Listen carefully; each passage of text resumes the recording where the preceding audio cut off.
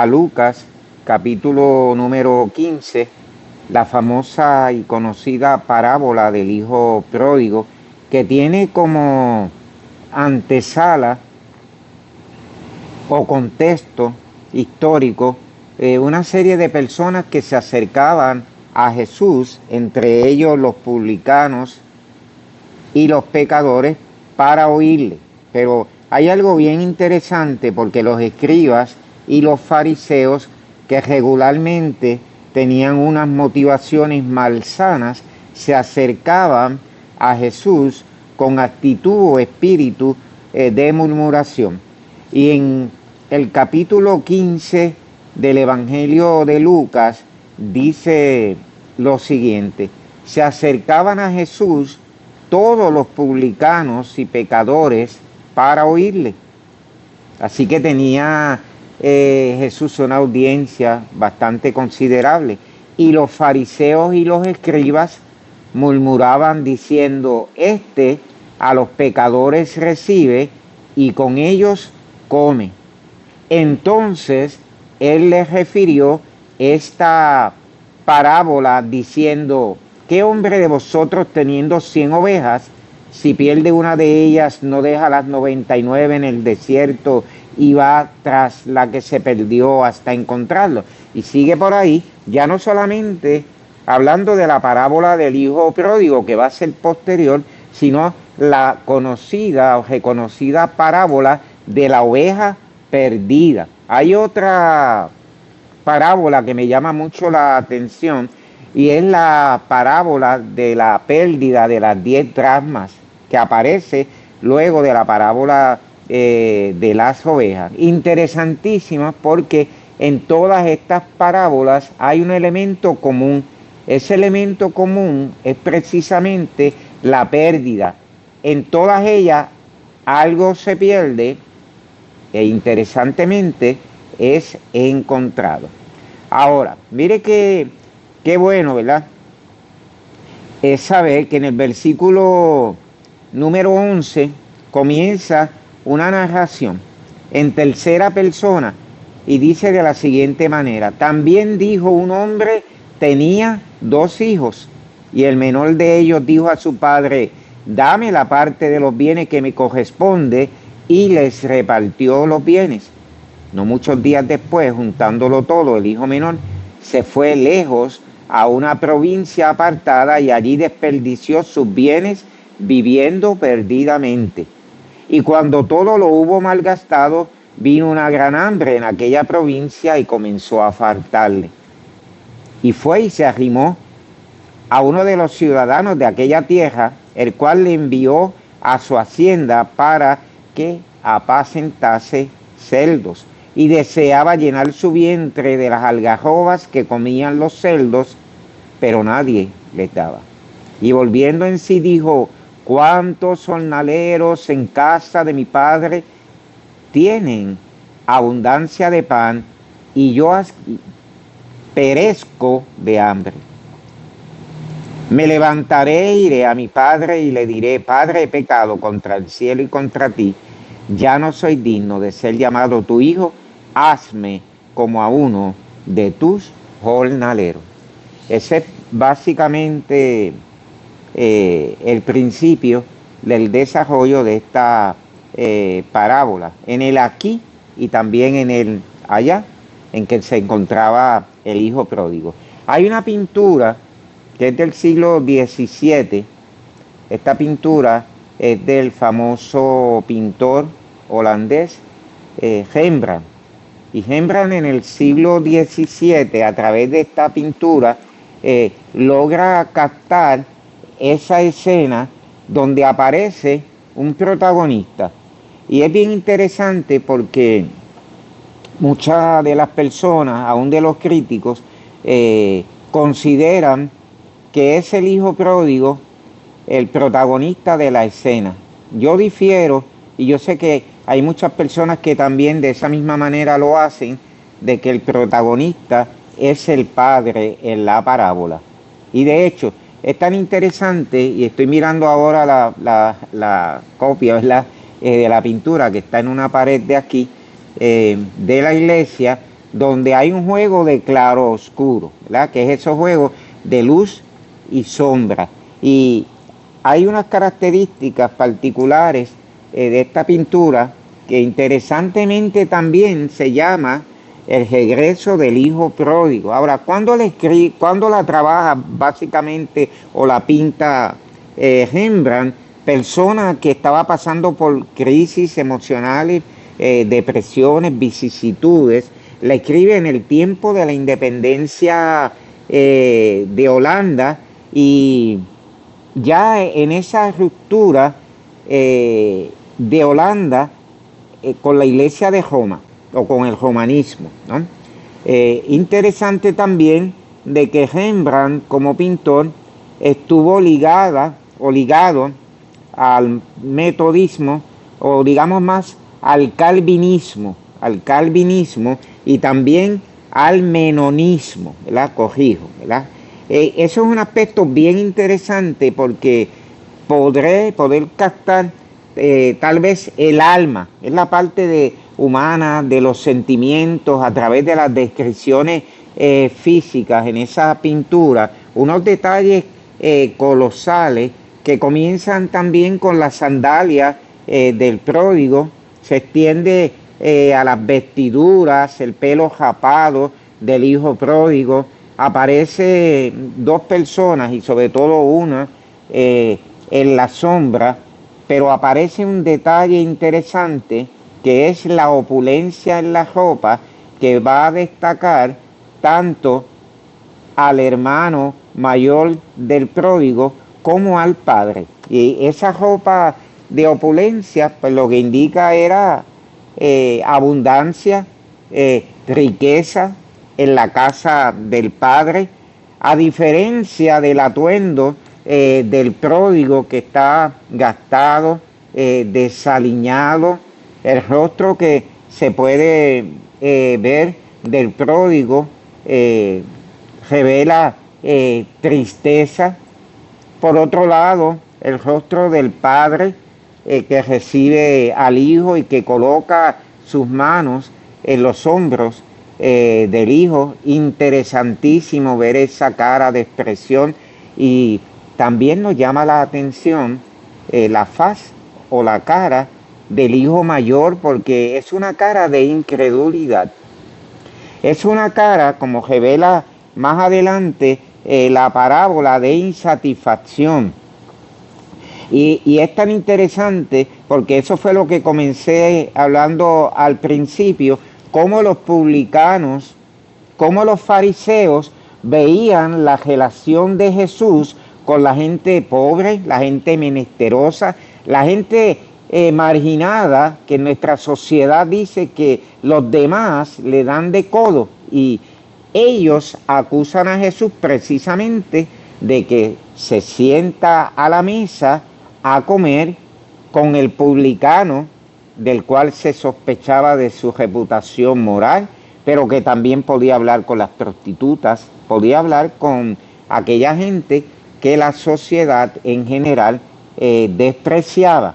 Y hay una observación que me llama mucho la atención, de Agustín de Hipona, el famoso San Agustín de Hipona, que los reformados han utilizado sus escritos como modelo. Y dice Agustín lo siguiente: el hombre con dos hijos, dice Agustín, es Dios, que tiene dos pueblos, hablando de gentiles y hablando de judíos, aun cuando luego la Biblia dice que el Señor mismo quita la pared divisoria entre judíos y gentiles y conforma lo que llamamos la iglesia de Cristo. Pero él acota lo siguiente: el hijo mayor es el pueblo judío, el menor es el pueblo gentil. La herencia recibida del Padre es la inteligencia, la mente, la memoria, el ingenio y todo lo que Dios nos dio para que lo conozcamos y lo adoremos. Es interesante lo que señala Agustín de Hipona. Y finalmente dice que tras marcharse el hijo pródigo, reinaba la penuria en aquella región a la que llega, porque dice la misma escritura y dice la parábola que lo gastó todo, ¿ah? Y gastándolo todo en deleites, luego decide regresar a la casa del Padre. Me llama la atención porque dice que cayendo en sí, y aquellos que creemos en la gracia y en la misericordia de Dios, entendemos que ese despertar del pródigo realmente lo produjo el Padre, hablando espiritualmente, porque el mismo Jesús dijo que ninguno puede venir a mí si el Padre que me envió no le trajere, y yo le resucitaré en el día postrero. Es decir, que aún para regresar a la casa del Padre necesitamos, y valga la reiteración, del Padre amoroso, del Padre del pródigo. Y hay una realidad escritural, y es que todos fuimos pródigos en la casa del Padre.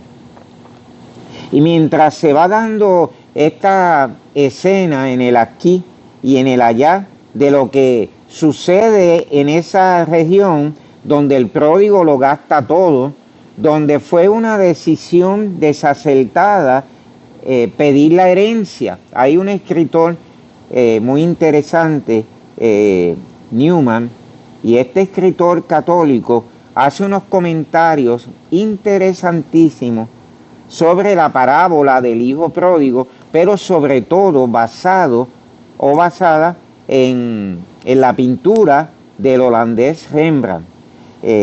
Si usted tiene la oportunidad en un momento dado, precisamente el libro se titula así, ¿verdad? El regreso del pródigo, que de ahí es que toma el título de la pintura. ¿Qué estaba pasando en el siglo XVII cuando Rembrandt pinta esta maravillosa pintura que cambió, por otro lado, la vida de Newman? Newman era un religioso católico que precisamente iba a trabajar con personas menesterosas, con personas que necesitaban ayuda, y en una ocasión ve en un salón de un lugar que está visitando esta pintura de Rembrandt y se le queda grabada en la mente. Mire qué interesante cómo alguna literatura, tal vez un libro, una escultura o una pintura puede captar nuestra atención de tal manera que cambie el derrotero de nuestra vida. Y eso fue lo que ocurre con Newman, que aunque ya tenía una vocación religiosa, sacerdotal, la pintura le cambió la vida para siempre. Y más que la pintura, el mensaje que está dentro de esa pintura, porque cada pintura en último análisis es un mensaje para nosotros los observadores. Hay un aspecto interesante en la pintura, y es el criado que aparece ya ahí en el centro. Ese criado naturalmente pues viste mejor que el pródigo, ¿verdad? Y cuando lees la parábola te vas dando cuenta de esa realidad. Ahora, también cuando vas observando la pintura te vas dando cuenta de una escena silenciosa. En literatura y en pintura este mensaje del silencio es importantísimo. Es decir, que en muchas ocasiones lo que no se dice es más importante que lo que se puede expresar, ¿no? En literatura, los que estudiamos literatura, destacamos y amamos esos silencios de los escritores en los escritos literarios. Ahora, hay interesante una serie de cosas que quisiera traer a colación, y es, por ejemplo, la observación del hijo mayor con las manos cruzadas, esa connotación de las manos cruzadas que el lenguaje, digamos, no verbal tiene una connotación de colocar barreras, ¿por qué no? En muchas ocasiones una manera de emitir o desarrollar un juicio, y es precisamente lo que encarna el hijo pródigo, porque en sí viene a simbolizar la mentalidad de fariseos, de publicanos, de pseudos religiosos en el tiempo de Jesús, que desgraciadamente enjuiciaban a la gente por sus apariencias. Así que tenemos ese hijo mayor, pero por otro lado, y es interesante, los críticos de pintura han observado que una de las manos del padre en la pintura es más femenina, es decir, es más delicada, trayendo el mensaje de la parte materna que se recoge en la Biblia sobre la figura de Dios. Por ejemplo, cuando Jesús habla una expresión al pueblo de Israel de los que mataban a los profetas, ¿verdad? Y me encanta esa expresión cuando le dice que mataban a los profetas, y que por un lado él quiso juntar a ese pueblo como la gallina defiende a los polluelos. En el Antiguo Testamento hay una serie de figuras maternales para hablar de esa parte sensible, amorosa del Padre, que lo llena todo en todo. Y ahora en la pintura de Rembrandt, por cierto, aparece esa mano más robusta y la mano más femenina en la pintura para hablarnos de ese amor de Dios a las criaturas. Hay otra cosa también que revela la pintura, y es el aspecto de uno de los atributos de Dios, que es precisamente la misericordia. Se revela a través de la posición de las manos del Padre, a través de la cara del Padre, y en la parábola precisamente el regreso del Hijo. Fíjense que es interesante que cuando lee la parábola en el texto lucano, usted va a darse cuenta inmediatamente que el padre no comienza a recriminarle y a pelearle al hijo porque lo había gastado todo, y tenía razón en un momento dado para exigirle esas cuentas, sino que lo divisa desde lejos y amorosamente viene y lo abraza, y no solamente lo abraza, sino también que hace celebración, hace una fiesta donde hay danza, donde por ende hay música, ante los ojos desorbitados del hijo mayor, que nos pasa como nosotros. Yo siempre digo que todos somos también el hijo mayor de la parábola, porque en ocasiones cuando Dios bendice a alguien que tal vez el estilo de vida no era el que nosotros esperábamos, cuando Dios lo bendice, a veces como humanos tendemos a pelear y a decir, pero ¿por qué bendice a este que es tan malo y yo que soy tan bueno y coopero en la iglesia y diezmo y ayudo y me faltan alas angelicales solamente para llegar a una etapa que soy casi arcángel, ¿verdad? Y de momento el Señor nos da ese detente para poder reflexionar y analizar nuestras vidas, porque todo eso que representa el pródigo es latente en la vida de la gente que trata de aparentar, de que trata de vivir posiblemente vidas dobles, es decir, que hay una doblez emocional y espiritual en su vida y la tratan de proyectar en la vida de las demás personas. Así que allí está la cara de la misericordia, la cara del desvalido o el semi descalzo, si luego usted observa la pintura que representa al pródigo, para poder concluir y analizar de que todos fuimos pródigos en la casa del Padre. Bien. Ahora, hay un detalle que yo quisiera traer sobre la pintura, y es que Rembrandt logra crearla 2 años antes de morir. ¿Qué llama la atención de Rembrandt?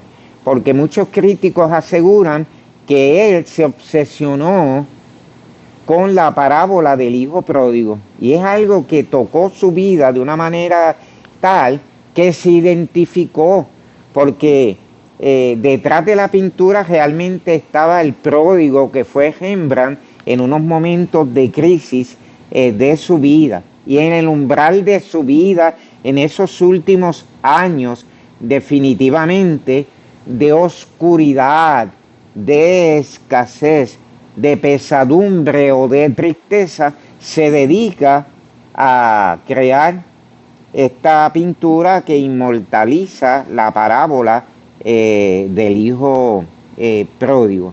Y una de las cosas que llamó la atención de Rembrandt es precisamente la luz, ese detalle o esa lucha de la luz y la oscuridad, la luz del Padre versus la oscuridad del Hijo. Bueno, pero yo iría un poco más allá.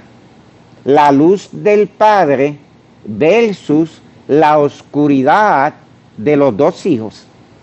Porque no solamente el pródigo estaba en oscuridad, también el hijo que creía que lo había tenido todo y que ahora se veía amenazado, había entrado también en esa etapa de oscuridad emocional y espiritual. Así que mientras el pintor buscaba la misericordia y digamos el perdón de Dios, dejaba todo ese conocimiento de pintura como escritor del siglo XVII, del barroquismo, pero dejaba también su frustración, dejaba sus deseos pecaminosos, dejaba su deseo acérrimo de poder llegar a la misma persona de Dios, y dejaba ese deseo de tener una familia, porque en último análisis era una de las grandes